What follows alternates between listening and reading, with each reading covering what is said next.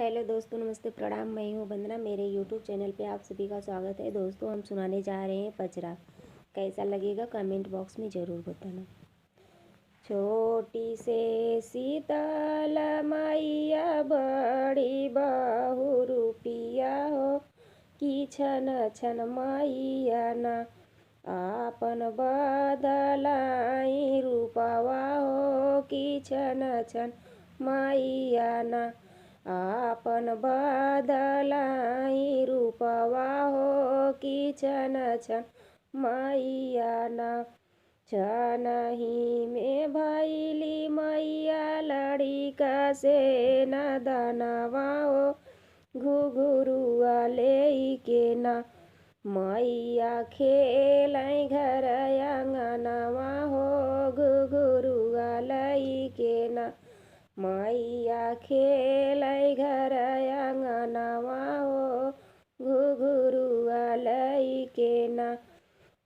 छोटी से शीतल मैया बड़ी बहुरूपिया हो, कि छन छन मैया ना आपन बदलाई रूपवा हो, कि छन छन मैया ना छनही में भैली मैया न दानवा से आनवा हो, चुनरिया ओढ़े ना मैया घूमै घर आंगनवा हो, चुनरिया ओढ़े ना मैया हेरै घर दुअरवा हो, चुनरिया ओढ़े ना।